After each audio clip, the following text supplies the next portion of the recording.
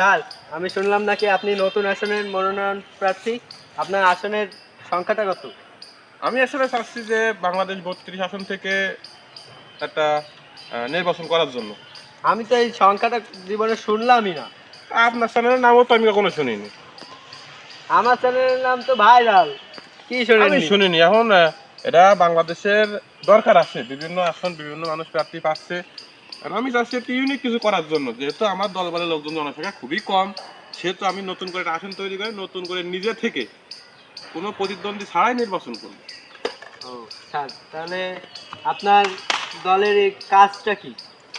দুর্নীতি করা। দুর্নীতি করার হ্যাঁ। নাম, দলের নামটা তো দলের জানি। নাম তুমি এখন শুনি তো লাভ নেই, কারণ আমার দল, আমি মনে করো যে বহিষ্কৃত হয়েছি কিছুদিন আগে। এখন কোথা নতুন থেকে করে বহিষ্কৃত হয়েছে?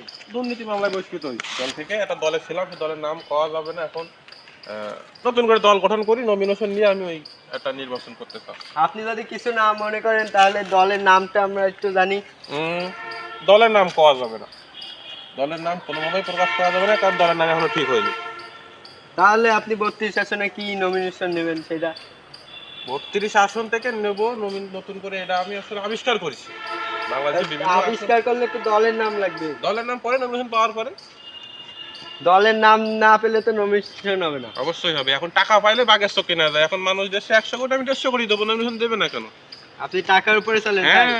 আমি তো টাকা বললাম কি, দুর্নীতি করার আমার দলের মেন উদ্দেশ্য হলো দুর্নীতি করা। দুর্নীতি করবো, টাকা খাবো, টাকা নমিনেশন নেবো, সিম্পল। বেশি বেশি এই যে দেখছো, দুজন দেখছো, সাবধান। সবকিছু কিন্তু এরকম করা যাবে না, একটু সতর্কতার সহিত কথা বলতে হবে। ঠিক আছে, তুমি এখন আসতে পারো।